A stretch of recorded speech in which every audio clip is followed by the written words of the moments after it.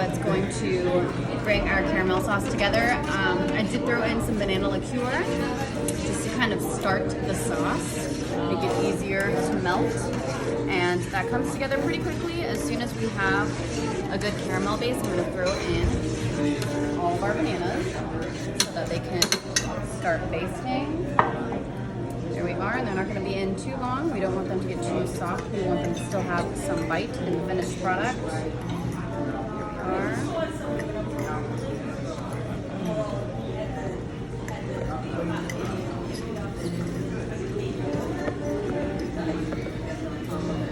And as soon as these are all flipped, the pan will be hot enough that we will be able to create our flambe space.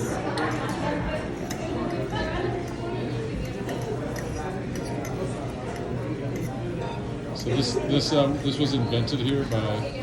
It was by Brennan, and she was the first general manager and the baby sister of the first proprietor. So they created this dessert last minute for a good friend, Mr. Richard Foster, who was having a party here. They wanted to make something special, something that hadn't been on the menu before, and so they kind of created a rendition of one of their own mother's cookbook recipes, something they had enjoyed as kids themselves, so it's easy for them to throw together. We are about there. 1, 2, and 3. One. There we are. And that flambe is just going to burn that alcohol out of the rum. As soon as the fire is gone, we know that the alcohol has evaporated.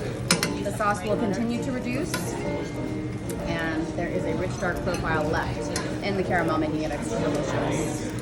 So the caramel sauce is made with the brown sugar, butter. What else is in Cinnamon. there? Cinnamon. And then we added banana liqueur, but you do not have to do that.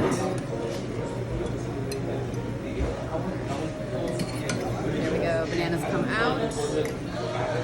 They are perfect.